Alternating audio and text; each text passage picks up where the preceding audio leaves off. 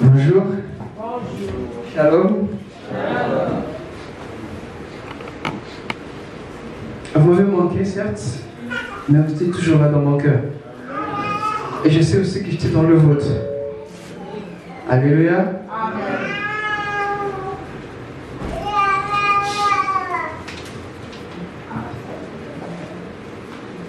Et il n'y a pas meilleur endroit que dans sa présence. Amen.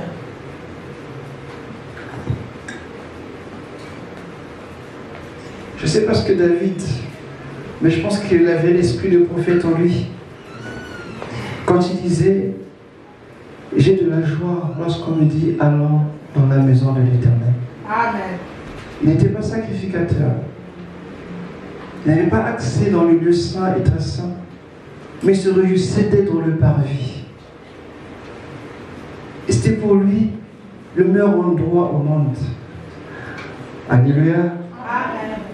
Quand nous nous rassemblons, le Seigneur est là. Amen. Quand nous nous rassemblons, Dieu se réjouit. Ces moments que nous passons ici, ça peut paraître comme de simples moments, mais si Dieu nous ouvrait les yeux, si le voile pouvait tomber, je parie que personne ne sortirait ici. Alléluia. Amen. Amen. Que Dieu nous bénisse. Amen. Je vais aller dans Nombre et Corinthiens, également Apocalypse, parce que j'aimerais vous partager un désir, comme une volonté, comme un cri. Je l'ai appelé le désir d'un leader.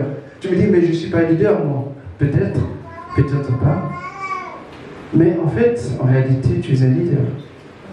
Alléluia. Amen. Nous sommes tous des leaders.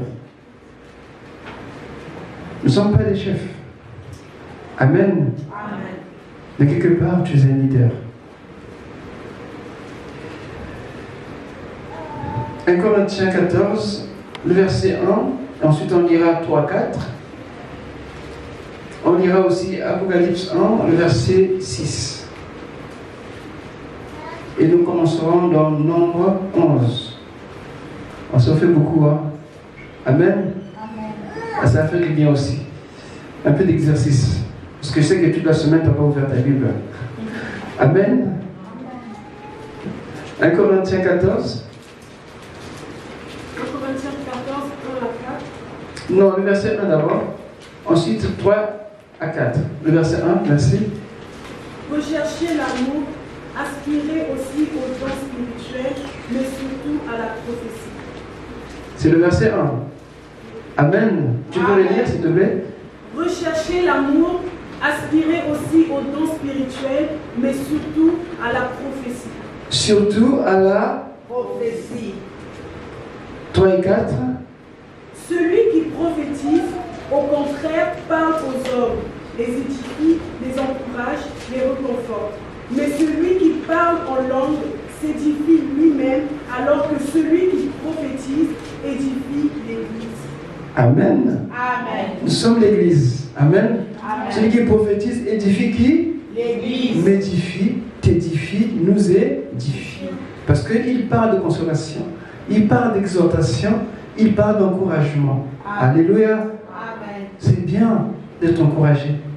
Surtout quand tout va mal. Avec tout ce qui se passe, tout ce qu'on entend. C'est bien d'avoir quelqu'un qui peut t'encourager. Alléluia. Amen. Quelqu'un disait, si un jour je vais allumer la télé et qu'on dise pas de nouvelles, tout va bien. Amen. Amen. Ah mais c'est pas pour ici, croyez-moi. Quand je vois des gens qui s'excitent pour les mauvaises nouvelles, mais nous avons la bonne nouvelle. Même si les médias ne le savent pas, excusez-moi, mais nous avons la bonne nouvelle. Jésus est ressuscité. Amen. Amen. Jésus est ressuscité. Il est vivant. Il est ressuscité. Il est vivant. Il est ressuscité. Il est vivant. Il est ressuscité. Qui? Jésus. Qui? Amen. Chut, le monde ne le sait pas. Toi et moi, nous le savons. Amen. Amen. Et ça, c'est la bonne nouvelle. Au travers des siècles, C'est la bonne nouvelle de Dieu envers l'humanité.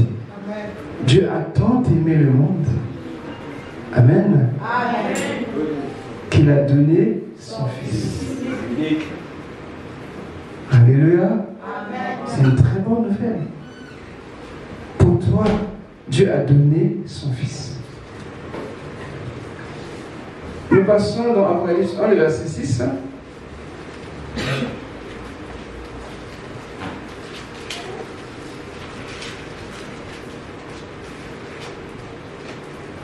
Apocalypse 1 au verset 6, je lis la parole du Seigneur.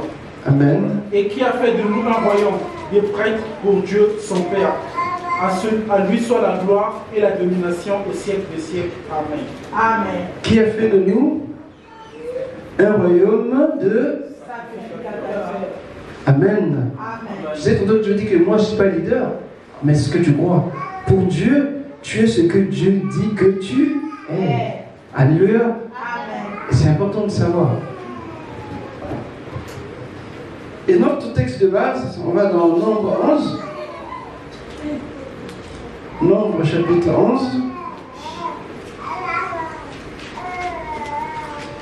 À partir du verset 10 au verset 17, je vais lire. Moïse entendit le peuple qui pleurait, chacun dans sa famille et à l'entrée de sa tente. La colère de l'Éternel s'enflamma fortement. Moïse fut attristé et il dit à l'Éternel, « Pourquoi affliges-tu ton serviteur et pourquoi n'ai-je pas trouvé grâce à tes yeux que tu aies mis sur moi la charge de tout ce peuple ?» Je rappelle que Moïse était le leader. Amen. Amen. C'était lui que Dieu avait choisi pour délivrer son peuple. Et Moïse continue verset 12. « Est-ce moi qui ai conçu ce peuple? Est-ce moi qui l'ai enfanté pour que tu me dises, porte-le sur ton sein comme le nourricier porte un enfant, jusqu'au pays que tu as juré à ses pères de lui donner. » J'aime bien ce face-à-face entre Moïse et Dieu. Alléluia. Amen. Dieu est un Père. Amen. Dieu est notre Père. C'est pas comme les gens pensent, un bon papa qui a deux barbus qui s'assoit sur quelque part. Non, non, non, non. Amen. Ça, c'est l'idée que Dieu, ça, c'est l'idée de la religion. Dieu est vivant. Il est un Père. On peut parler à Dieu et Dieu nous parle. Jésus a dit qu'on peut dire notre Père. Amen. Amen. Pas le Père de l'autre, mais notre Père. Ton Père, ton Papa. Amen. Et voici Moïse en train de parler avec l'Éternel, à Dieu. Il parle à Dieu, il parle à son Père. Mais lui, Moïse, n'était pas le Fils de Dieu. Amen. Il n'est pas cette relation que nous avons avec le Père. Comprenez bien qu'il y a une différence entre Moïse et toi et nous. Amen. Amen. Dans le Saint-Lance, on n'appelait jamais l'Éternel par Père. Mais Jésus nous a fait connaître que le Père éternel nous aime comme ses fils. Amen. La relation change. Alléluia. Amen. Tu dois comprendre que Dieu t'appelle à une autre relation avec lui. Parce que parfois nous pensons que Dieu c'est comme un gendarme, ou c'est comme le policier, ou je ne sais pas, un magistrat. Non, Dieu est avant tout notre Père, qui nous aime. Amen.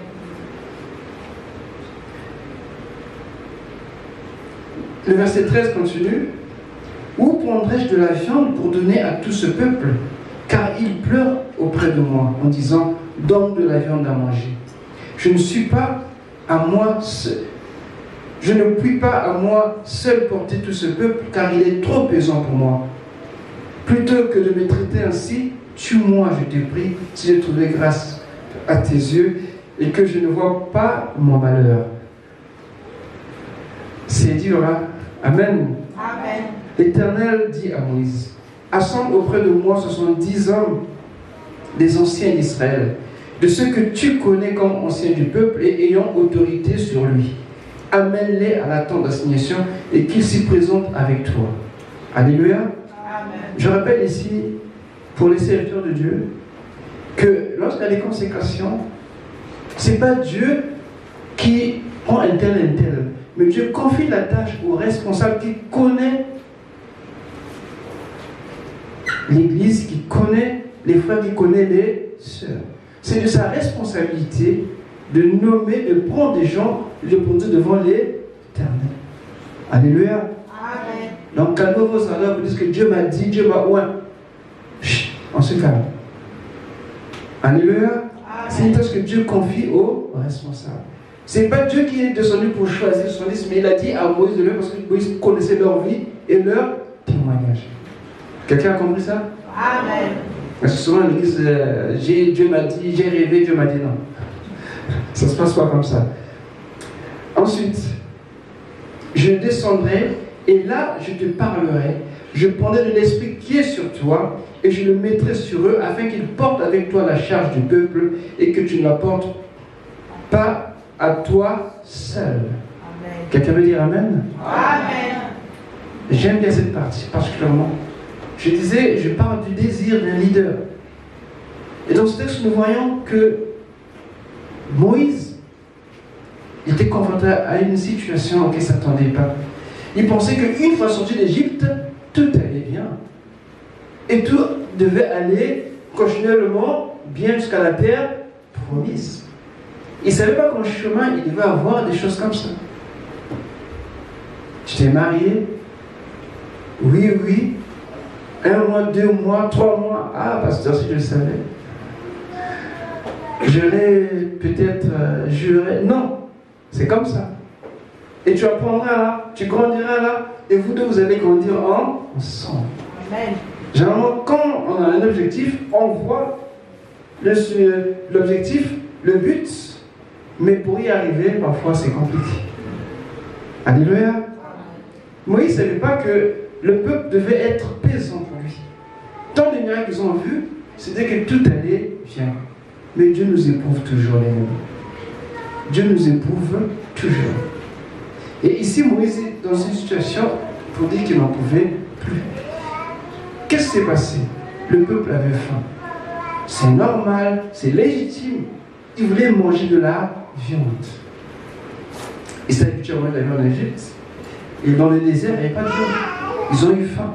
C'est vrai qu'il y avait la manne, mais voilà. Ils ont mangé un peu trop. Ils ont dit, on veut changer de régime, Moïse. Et on a besoin de la viande.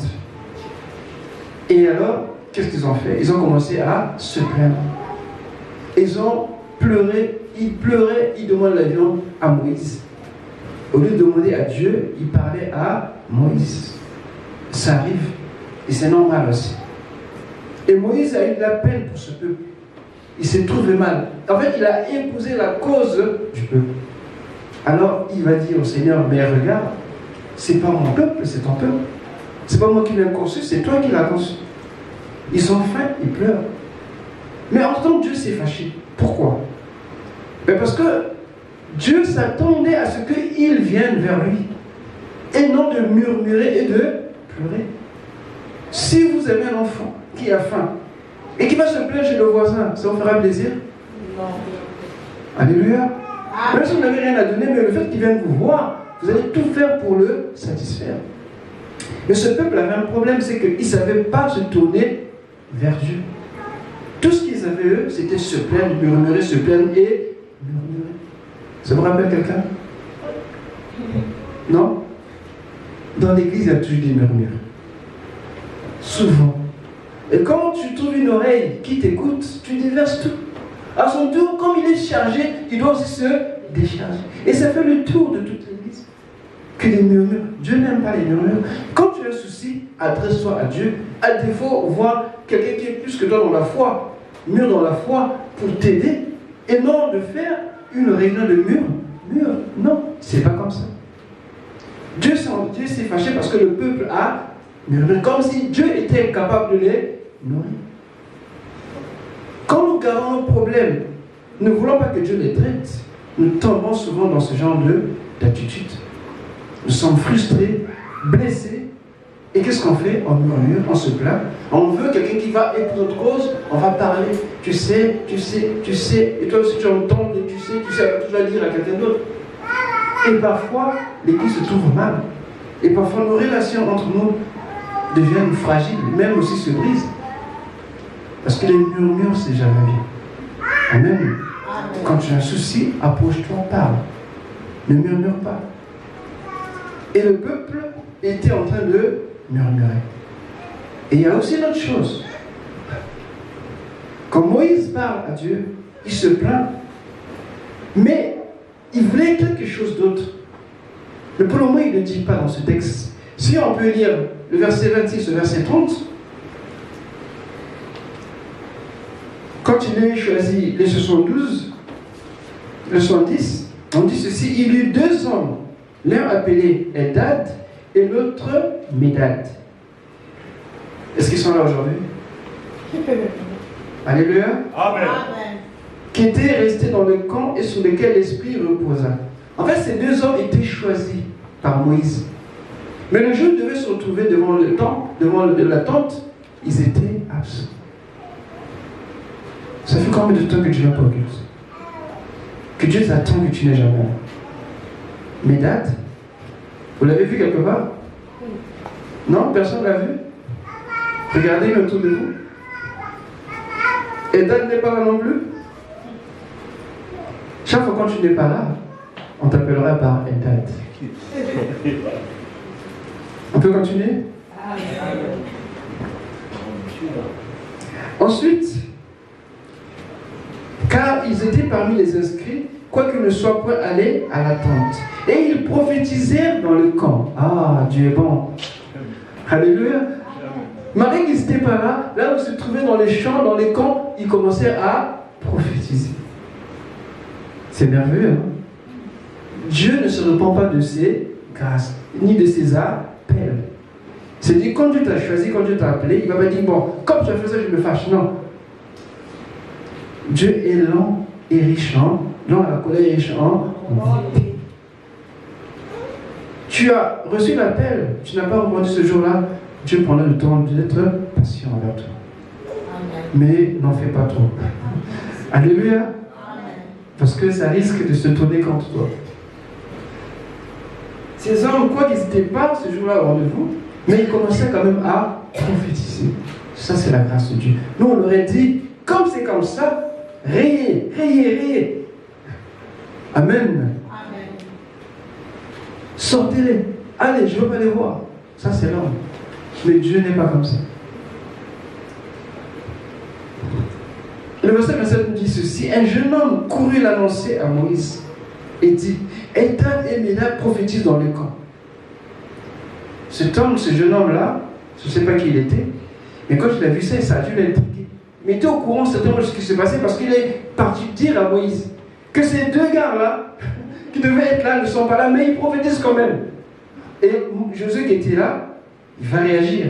Josué, fils de Nun, serviteur de Moïse depuis sa jeunesse, prit la parole et dit, Moïse, mon Seigneur, empêche-les. Ça, c'est nous. Mais comment tu peux le bénir alors qu'il n'est jamais à l'église, alors qu'il ne fait jamais rien? Mais tu le bénis, c'est pas normal. Nous qui sommes là, tu ne nous vois pas. Amen. Amen. Non, Dieu est Dieu. Dieu ne voit pas comme toi et moi. Parfois nous oublions cela. Il n'est jamais bien de dire, comme un tel a fait ça, comme un tel a eu moi aussi. Non, toi tu es toi. Un tel c'est un tel. Chacun de nous est particulier aux yeux du Seigneur. Amen. Pourquoi tu veux prendre ce qui est l'autre et chercher à être comme l'autre? Non. Cherche à être comme Jésus. Amen. Alléluia. Amen. Ensuite, Moïse répondit. Et c'est là qu'il s'intéresse. Es-tu jaloux pour moi? Bon, ça peut paraître bizarre qu'ils disent comme ça. Mais comprenez que l'hébreu c'est différent du français. Amen. Hein? C'est pas comme ça qu'on devait vraiment le traduire. Mais le mot tellement fait qu'on puisse dire qu'on puisse lire ce qui est écrit. Es-tu jaloux pour moi? Puisse tout le peuple de l'Éternel être composé de prophètes. Et veille l'Éternel mettre son esprit sur eux. Et Moïse se retira du camp, lui et les anciens d'Israël. Moïse était soulagé, il était content. Vous vous rappelez qu'on a lu dans 1 Corinthiens 14, il disait quoi?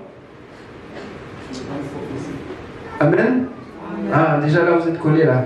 Vous avez tous 0 déjà, ça c'est sûr. Amen. Qu'on devait aspirer tous à prophétiser. Pourquoi? Parce que prophétiser, dans l'Ancien Testament, quand on parle de prophétiser, ce n'est pas ce qu'on voit dans le Nouveau Testament. Tout ce qui parle, même dans le Nouveau Testament, le mot prophétiser, jusque dans les actes, était pris dans le sens couramment de celui qui apporte un message de réconfort. Amen. Pas forcément celui qui reçoit de Dieu une parole, pas le ministère. La prophétie, quiconque pouvait exhorter était appelé prophète. Dans les actes, c'était comme ça. Et donc, Moïse, ici, a compris quelque chose. Là, c'est quelque chose que j'aimerais vous partager. C'est que, je disais, quand il a sorti le peuple d'Égypte, ils ne s'attendaient pas à ce que les gens soient comme ça. Ils commençaient à connaître les gens. Ils commençaient à connaître les gens, ce n'est pas toujours évident. Écoute, même dans ta cellule, tous ne réagiront pas de la même manière. C'est normal. Mais toi, comme responsable, même dans le département, tu dois comprendre que, en tant que leader, il y a des choses que tu dois faire. Amen. Et nous commençons ici avec Moïse. Moïse, son problème, c'était quoi? C'est qu'il voulait que le peuple ait l'expérience du divin. Que chacun expérimente à son niveau le Seigneur. Peu importe le domaine. Mais ici, on parle de Moïse parce que la prophétie vient de Dieu. C'est Dieu qui inspire. Donc, quand quelqu'un a une expérience avec Dieu, bien aimé, cette personne ne peut pas tourner le dos et faire n'importe quoi. Il va suivre, il va être obéissant. Parce qu'il va comprendre que ce que je fais, c'est Dieu qui est là. Ça donne la crainte et l'obéissance. Mais quand quelqu'un n'a pas l'expérience du divin, il fait n'importe quoi. Il ne réfléchit pas, il ne médite pas, il ne craint pas Dieu, et dès qu'il y a une chose qui ne va pas, il se comporte comme quelqu'un d'ordinaire. Mais celui qui craint Dieu, il ne va pas murmurer, il va chercher Dieu. Amen. Quand il y a un souci, il sait que c'est Dieu qui est la solution. Amen. Et du coup, ça devait alléger la charge de Moïse. Parce que Moïs avait compris, quand il est descendu de la montagne, quand Dieu l'a parlé, c'était plus le même homme. Mais le homme qui était resté n'avait rien compris. Alléluia. Amen. Et donc l'expérience du divin par la prophétie était salutaire et bénéfique pour Moïse. Puisse le peuple de Dieu devenir prophète. Puisse à Néhémie, tu deviennes prophète, c'est-à-dire serviteur. Alléluia. Amen. Sinon, on ne crierait plus ici. Dimanche, à telle heure on commence, toi tu viens toujours après. Oh. Quand on a une prière, tu n'es jamais là. Quand on fait quelque chose, parce que tu n'as pas l'esprit de prophète, parce que tu n'es pas serviteur. C'est pour les autres, c'est pas toi. Mais Dieu veut un peuple qui lui appartient. Amen. Et Moïse, quand Dieu met son esprit sur le 110, il est quelque peu soulagé. Mais son désir, c'est que ça s'élargisse à tout le reste. C'est pourquoi à la Pentecôte, Saint-Esprit est descendu sur tous ceux qui étaient en prière. Est-ce qu'aujourd'hui, ceux qui viennent à Jésus reçoivent le Saint-Esprit? Amen. Cette dimension-là que le leader recherche, le leader c'est aussi toi, c'est aussi moi. On est tous des leaders en Jésus. Où que tu te trouves bien aimé, tu es un leader. Amen. Et partager la vision, c'est ce que Moïse voulait. Parce que quand tu partages la vision, quand les gens comprennent la vision, même un petit bout, c'est important. Alors, ensemble, ça fait une force, un mouvement. Et on peut relever les défis et aller de l'avant. Amen. Mais quand nous partons et que d'autres regardent ailleurs, c'est compliqué. C'est ce que Moïse a vécu. Il dit par la parole du Seigneur, mais le peuple ne suivait pas. Ils avaient faim, ils avaient soif, ils murmuraient, ils boudaient. Tout ce qu'on pouvait trouver dans le monde se trouvait au milieu du peuple de Dieu parce qu'ils n'avaient pas la vision, ils n'avaient pas l'expérience du divin. Et ça touche nous aujourd'hui. Quand quelqu'un n'a pas l'expérience du divin, bien aimé, il n'aura pas une vie de sanctification. Il n'aura pas une vie de serviteur. Il ne s'approchera pas de Dieu. Il va se plaire dans le monde et dans les plaisirs du monde. Et il va chercher à influencer même ceux qui sont dans l'église. Parce qu'il n'a pas connu l'expérience du divin. Et ça manque réellement aux chrétiens aujourd'hui. Et je vous ai toujours dit, je dis toujours que être chrétien, ce n'est pas la religion. On n'est pas religieux. Être chrétien, c'est une relation avec Jésus. Amen. Cette relation nous conduit au Père. Amen. Amen. C'est ça ce que nous sommes. On n'a pas besoin de signes au centre pour dire que j'ai un truc sur ma tête, j'ai un truc sur moi pour ça. Non, on est comme tout le monde. La différence c'est que Jésus est là. Et ce que nous faisons manifeste sa gloire. Amen. Porte l'empreinte de Jésus dans le langage, dans l'attitude. On va savoir que toi tu es différent. Amen. Mais qu'est-ce que tu as toi? Tu vas dire comme Paul, ce n'est plus moi qui vis, c'est Christ qui vit. Amen. Parce que tu as l'expérience du divin. Tu n'es plus égoïste. Tu ne penses plus qu'à toi-même. Tu ne penses plus qu'à tes petits besoins. Mais tu cherches la gloire de Dieu. Cherchez d'abord le royaume des cieux et sa justice. Le reste. Mais quand j'ai l'expérience du divin, pour toi le reste, ce n'est plus le reste, ça vient maintenant devant. Et c'est là que c'est compliqué. Quand on conduit un peuple, quand on est responsable quelque part, on veut que tous participent à cet effort. Mais comment? En leur donnant, en leur expliquant la vision, la mission. Et c'est ça ce que Moïse voulait. Mais en ce temps-là, c'était pour lui difficile de cerner toute la situation. Et quand nous voyons Paul, et Paul le dit clairement quand on vient de lire, il dit, cherchez tous à prophétiser. Alléluia. Amen. Parce que l'église de Corinthe, c'est une église qui était un peu compliquée quand même. C'est là qu'on parle des femmes qui doivent porter le foulard, c'est là qu'on dit que les femmes ne doivent pas parler en public. Parce qu'il s'est passé beaucoup de choses dans cette communauté. Alléluia. Amen. Et les gens voulaient en faire une généralité. Non. Dieu nous a créés libres. Nous sommes esclaves du péché, Jésus nous a délivrés. Nous sommes libres. Amen. Il n'y a ni femme ni homme. Il n'y a ni grec ni juif.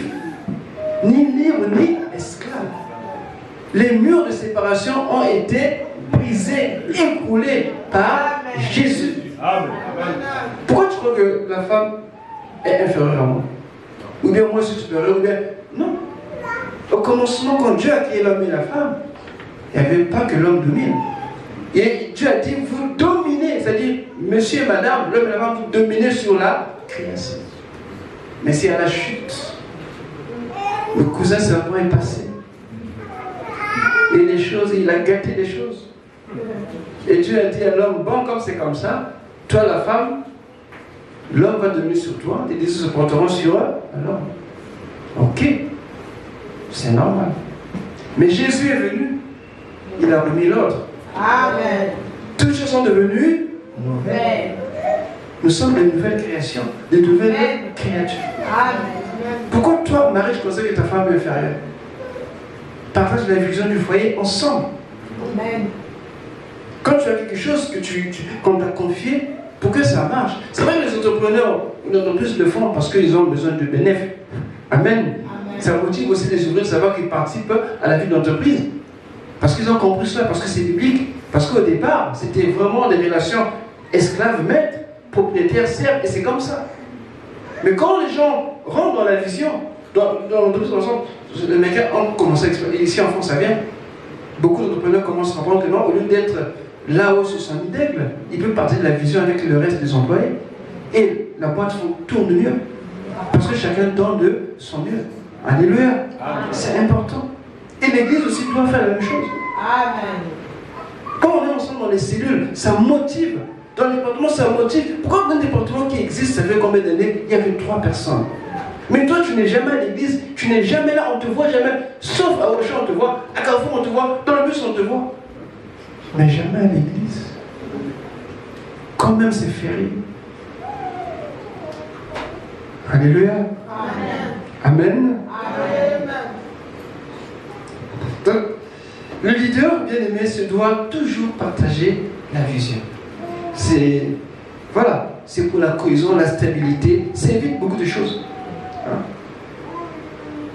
Des jalousies, des choses comme ça, les contestations, les murmures, tout ça c'est bien parce qu'on ne comprend pas, on ne saisit pas la vision.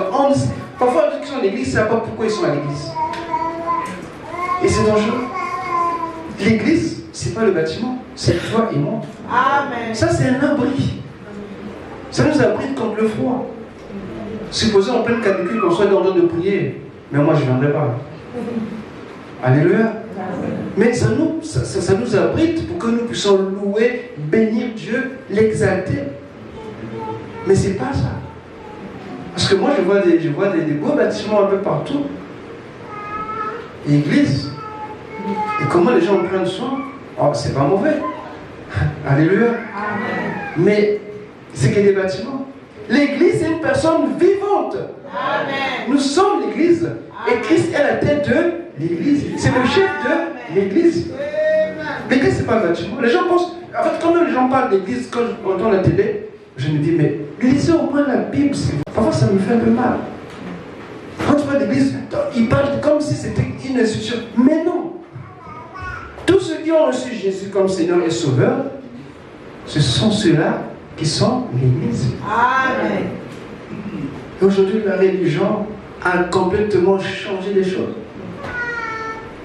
Une religion chrétienne, mais ça n'existe nulle part. Dans la Bible, il y a pas de religion chrétienne. Ça n'existe nulle part. Les chrétiens existent, mais la religion chrétienne n'existe pas. Parce que Jésus est venu donner la vie. Et la vie en a abondance. Amen. Et c'est cool. Quand je dis parfois avec des collègues en bas, quand il y en a qui savent que je vais à l'église, ils disent que tu es pas seulement. Je suis tous les jours à l'église. Ah, tu es pratiquant. Ils disent non, je ne suis pas pratiquant, mais j'aime le Seigneur. Et je vais toujours à l'église. Ah, mais comment ça? Quand on parle, ils me disent non, moi je ne suis pas religieux. Et tu vas à l'église? Non, je vais à l'église, mais je ne suis pas religieux. Et puis j'aime pas la religion. Et du coup, ils sont perdus. Mais comment? Mais oui. Écoute, bien aimé, tu n'es pas religieux. Tu es chrétien, tu n'es pas religieux. Alléluia. Amen. Christ a franchi pour la liberté. La religion, c'est un système qui empêche les gens d'être libres. Ça vous conduit dans une certaine direction. Tu ne peux pas faire parce que c'est comme ça. Non, je suis libre. Amen. De prier, de louer, de danser, de sauter, je suis libre. Ah, mon frère. Amen. Alléluia. Amen. Non, c'est pas un free téléphonique là, ça n'a rien à voir. Je suis libre. Amen. On dirait freedom, freedom. Et donc je viens à Paul. Paul qui nous parle de sa vision qu'il a pour l'église de Corinthe, parce que c'était compliqué cette église. Un peu comme les enfants d'Israël dans le désert. Paul voulait que les Corinthiens aspirent à la prophétie. Parce que ça devait éviter tous les problèmes qu'ils avaient. Ils avaient trop de problèmes à Corinthe. Il y a même un verbe, un adjectif peut-être, qui parle de corinthianiser. Je ne sais pas si vous connaissez ça. C'est-à-dire quand il y a une vie qui est dissolue, compliquée, alléluia, Amen. on parle de corinthianiser. C'était compliqué. Parce que là-bas, il y avait tout. Et pourtant, on peut dire qu'ils connaissaient le Seigneur. Mais ceux qui n'avaient pas la vision. Tu es dans l'église, mais tu n'as pas la vision de l'église ni de ce que toi-même tu es. C'est important de savoir qui tu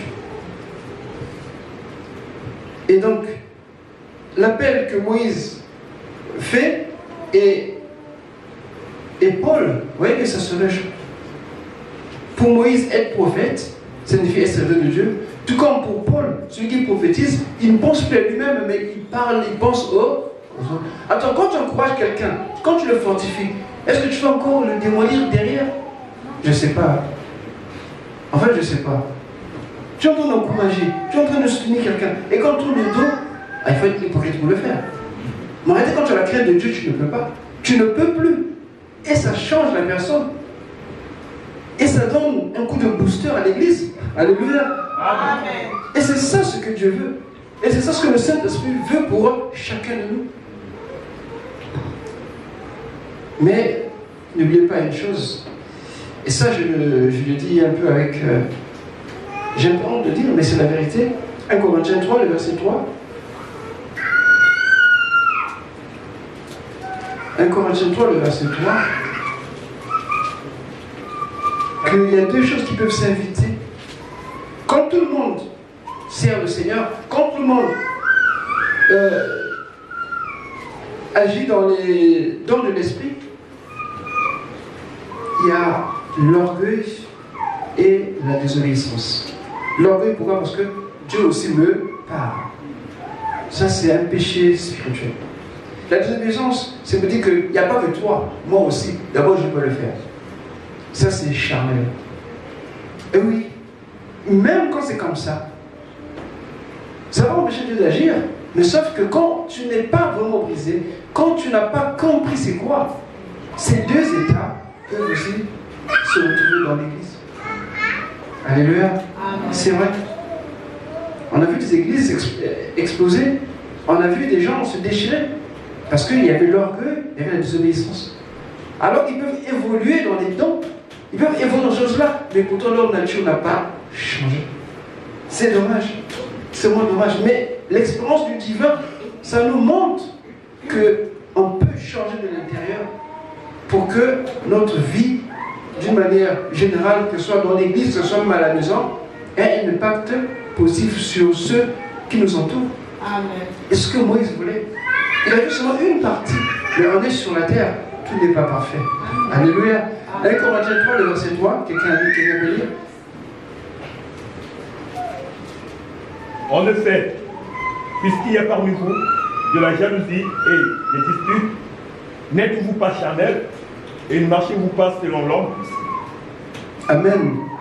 Oui, Paul le reprend. Il dit, il y a parmi vous de la disputation, il y a des disputes et des jalousies. Pourquoi? Parce que les charnels, et pourtant, quand vous voyez 1 Corinthiens 14 ou 12, il parle des dons spirituels. C'est une église qui était gâtée pour les dons. Ils avaient pratiquement les dons. Alléluia. Amen. Mais ça n'empêchait pas d'être charnel. C'est pas possible. C'est un contraste. Tu peux être noir et blanc à la fois. Alléluia. Tu peux être spirituel et charnel à la fois. Et pourtant, tu peux l'être. Parce qu'il faut que ta volonté soit brisée. Amen. C'est ça le problème. Et Dieu ne brise pas notre volonté, s'il vous plaît. Quand le Seigneur change-moi, tu peux changer avec toutes les voix, avec tous les gars possibles. Si ton cœur, si ta volonté n'est pas brisée, tu brises ta volonté, il ne se passera rien. Les Corinthiens, ils avaient tous les dons pratiquement. Si nous connaissons les dons, c'est parce que Paul a rappelé cela. Il leur a dit voilà. Et nous en avons aujourd'hui. Mais malgré ça, ils étaient encore charnels. Ça veut dire que tu peux œuvrer dans le spirituel et être. Et c'est là le défaut. Et aujourd'hui, Dieu, par sa grâce, nous montre quelle attitude il faut avoir par rapport à ça. Même ceux qui prêchent. Alléluia. Amen. Ça veut dire que parce que quelqu'un prêche qui n'est pas charnel, détrompez-vous. C'est pas parce que quelqu'un impose les malades sont guéris qui n'est pas charnel, détrompez-vous. Tu peux avoir l'onction plus, mais tu es charnel. Quelqu'un le sait? Amen. Parce que ce qui est important au Seigneur, quand nous avons l'expérience du divin, comme les apôtres l'ont vécu sur la montagne de transfiguration, ça change. Quand Moïse a reçu les lois, ça a changé. Moïse en est notre homme. Amen. Et c'est ce que Dieu veut. Dieu a donné son esprit, que nous réalisons que nous pouvons changer. Et cela part de notre volonté. Dieu nous donne les dons. On peut agir dans les dons. Mais nos cœurs peuvent rester de marbre. Amen. Amen. Oui, j'en ai vu. J'étais avec un frère, on faisait des défenses ensemble. Il y avait des gens qui étaient délivrés, qui témoignaient. Mais la vie cachée de ce frère-là laissait décéder. Parce que ce qu'on est rendu dans l'église, et parce qu'il a eu à faire des choses qu'on ne pouvait pas faire. Et pourtant, c'est un frère quand il prie pour les gens. Et il m'a même beaucoup aidé, je le reconnais. Mais sa vie, et pourtant, on n'avait rien à. C'est des choses qui arrivent. Pourquoi? Parce qu'en fait, comprenez, il y a un principe qui est là. Quand tu es sous l'onction, c'est-à-dire quand tu travailles sous un responsable, forcément tu travailles sous l'onction. Amen. Maintenant, quand tu sors de là, c'est fini. Le manteau qui te couvrait n'existe plus. Vous verrez ça, simplement, même avec nos chantres. Regardez, quand quelqu'un chante avec quelqu'un qui est au roi, et quand il sort de là, il disparaît. Mais quand quelqu'un appelle à cela, la personne continue. En fait, quand nous travaillons dans l'obéissance, l'onction est assurée. Ce que j'appelle l'onction corporative. Amen. Cherche pas ton onction parce que tu n'en trouveras pas.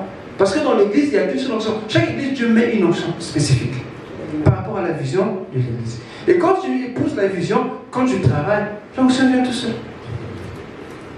On avait un frère qui était bien, et était vraiment bien. Mais quand Dieu a commencé à l'élever, le pasteur a commencé à lui confier des tâches. Un jour, il reprend la paix et dit que non, le pasteur n'a pas l'onction. Voyez comment il est vie. C'est maintenant moi. Et on s'est dit, à peine Dieu venait vraiment. Effectivement, quand il a prié, il y a des gens, il y avait des manifestations et il disait, mais dans la foulée, il est parti. Il a trouvé une parcelle avec une maison, il écrit en gros caractère. Vous savez, les églises, les fameuses églises de réveil, ils ont des noms. Hein. Ah là là, c'est compliqué quoi. Il y a des noms comme quoi, église, je ne sais pas comment, de délivrance. Donc ils ont des noms vraiment, mais parfois vous passez là, il n'y a personne. Mais ils prennent du temps d'écrire en gros caractère. Lundi, personne, mardi, personne, ça. Dimanche, parfois 3 personnes. Ah, mais regardez comment ça. Et le parti, il a fait, il a mis, il a écrit, je ne vous dis pas parce que vous allez peut-être le voir. Mais après, c'est maintenant compliqué. Les dimanches, c'était vraiment compliqué. Et sa femme m'a menacé, non, je vais te quitter. Parce que ce n'était pas encore pour lui le moment de partir. Dieu peut t'appeler, mais il y a un temps pour l'appel, il y a un temps que Dieu te forme. Alléluia. Amen. Et des choses comme ça. Tu peux être spirituel. Non, tu peux être dans le spirituel, mais tu es encore charnel. Parce que tu ne comprends pas. Et pour ceux qui aiment le spectaculaire, Dieu n'est pas influencé par ça. Je vous dis. Dieu, même si tu es mort, Dieu ça ne lui fait rien. Amen. Ce qui touche le Seigneur, c'est ta foi en sa parole. Amen. C'est ça ce que Dieu qui touche le Seigneur. Le reste, là, c'est pas son. Que tu achètes même des avions, Dieu n'est pas. Jésus avait besoin d'avions pour aller au ciel. Alléluia. Amen. Pas besoin de bateaux aussi pour marcher sur l'eau. Donc, ça, c'est des choses. Ça, c'est nous qui s'influencent. Dieu, ça lui est égal. Mais ce que Dieu veut, c'est qu'on nous confessons, qu'on nous reconnaissons qui il est et nous obéissons. C'est plus que tous les sacrifices. Amen. Alléluia.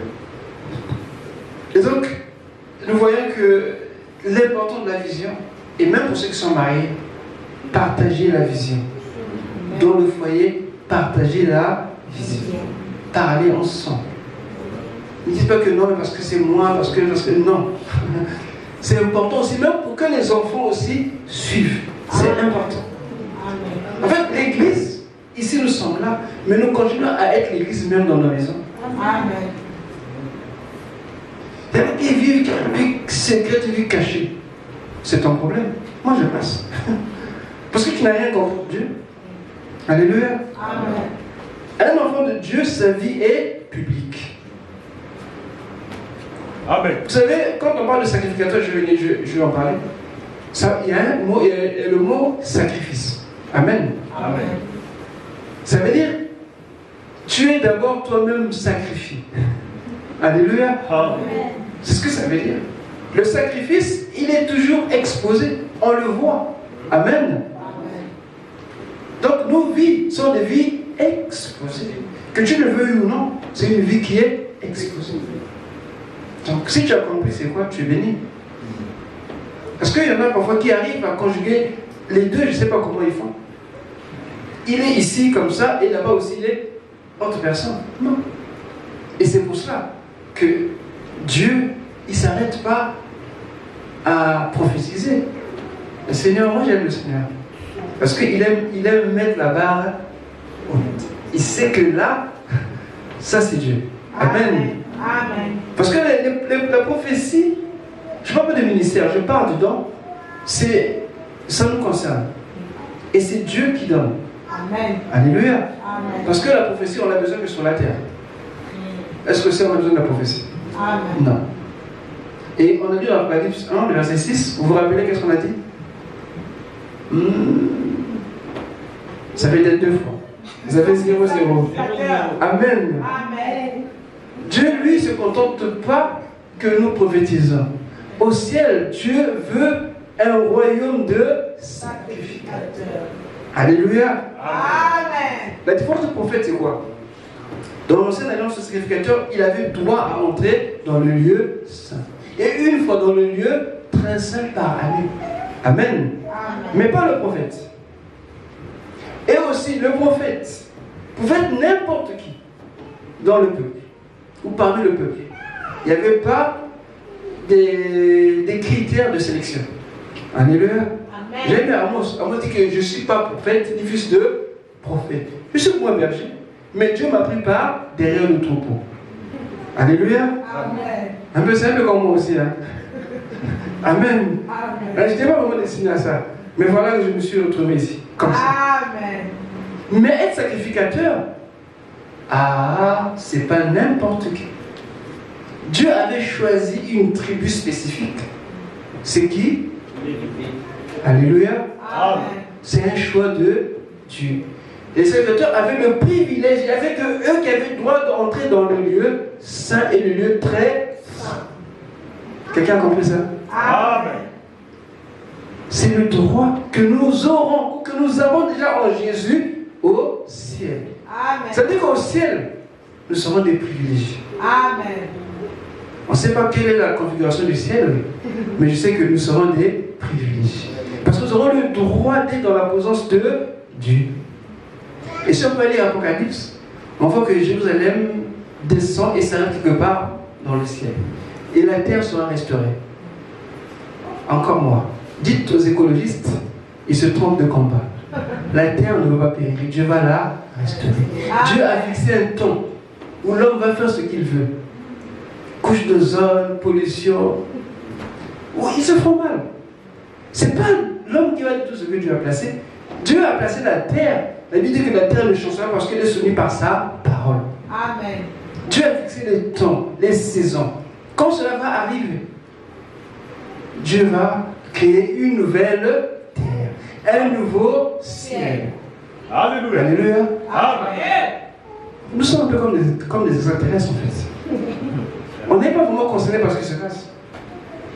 Ces choses-là, parce qu'on n'est pas là à contester ces choses-là, bien aimés. Nous, on regarde à celui qui a fait les cieux et la terre.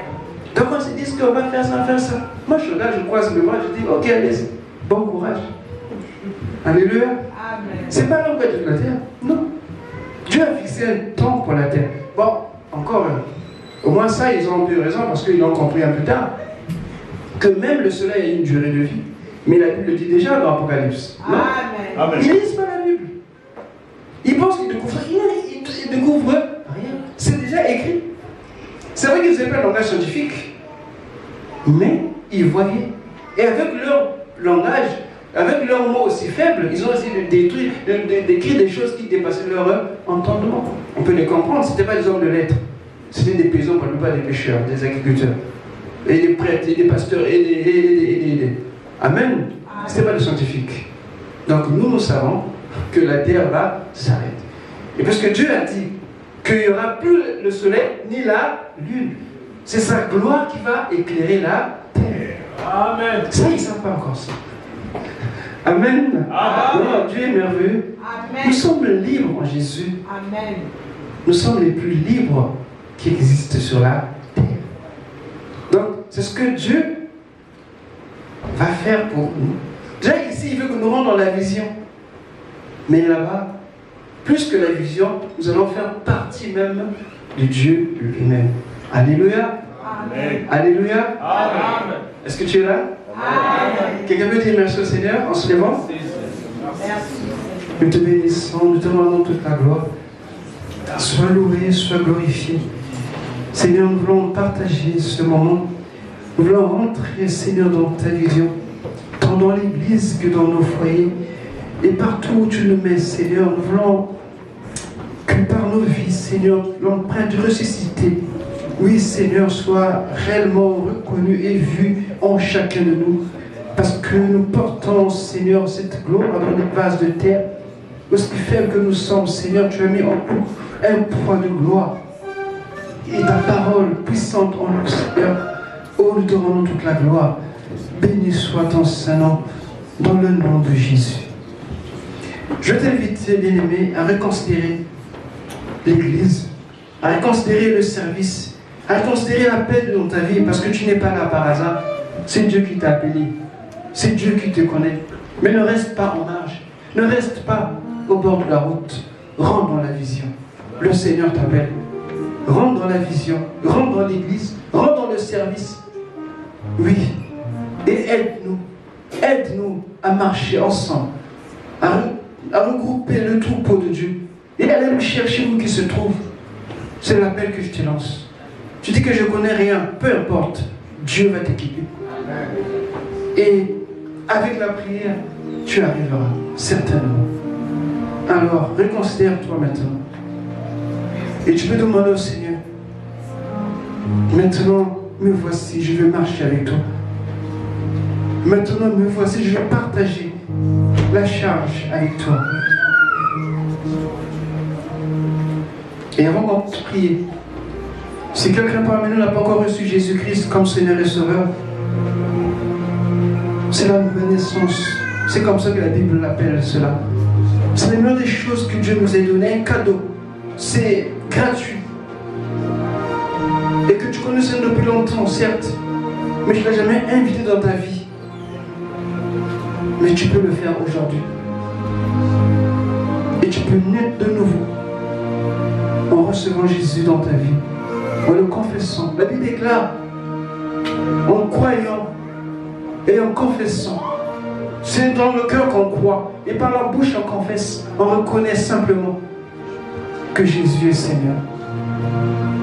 Nicodème m'avait dit, comment quelqu'un peut naître de nouveau? Peut-il rentrer dans le sein de sa mère et ressortir? Non. La nouvelle naissance, c'est accepter Christ comme ton Seigneur et ton Sauveur et le confesser publiquement. C'est ça, naître de nouveau. C'est pas le baptême, non. Mais c'est accepter Jésus qui vient dans ta vie. La Bible déclare qu'à tous ceux qui l'ont reçu, il leur donne le pouvoir de devenir enfants de Dieu, lesquels sont nés non de la volonté des hommes, ni de la chair, ni du sang, alléluia, mais de la volonté de Dieu. Oui, Dieu est capable d'enfanter quelqu'un qui est déjà né à longtemps, en un seul instant, devenir une nouvelle création. C'est possible. Oui, c'est possible.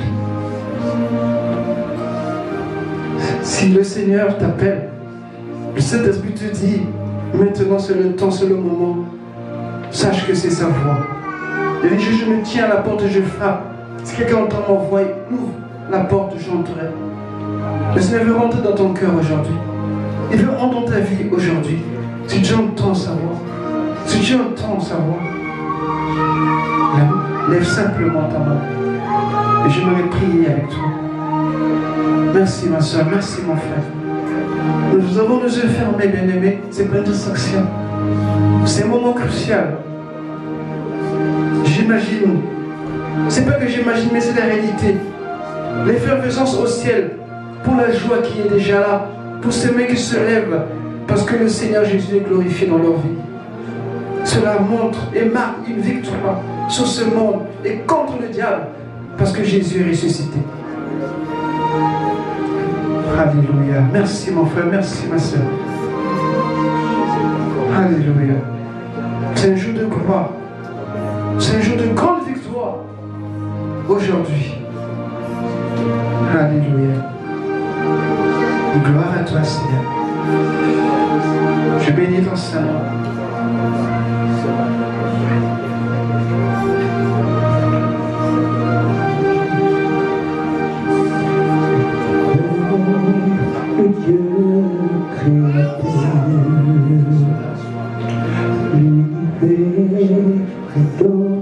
Alléluia. Alléluia. Dans ton cœur, tu dis, Seigneur, me voici. Rentre dans mon cœur, rentre dans ma vie. Je te reçois. Seigneur Jésus, je t'ouvre mon cœur. Je veux naître de nouveau, selon ta parole. Je le crois qu'aujourd'hui même, j'ai la vie de Dieu. J'ai la vie éternelle. Maintenant, on va le confesser ensemble. Reprenez après moi cette parole. Mais que ce soit vos paroles. Je vous prête simplement les mots. Et l'Église peut aussi soutenir les bien-aimés. Tous ceux qui ont levé la main, priez après moi. Seigneur Jésus, je te dis merci pour ta vie que tu as donnée en sacrifice pour que j'ai la vie. Ta parole déclare à tous ceux qui l'ont reçu, tu leur as donné le pouvoir de devenir enfants de Dieu. Aujourd'hui, je te reçois dans mon cœur comme mon Seigneur et mon Sauveur personnel. Tu as aussi dit que ton sang me purifie, me justifie et ôte tous mes péchés.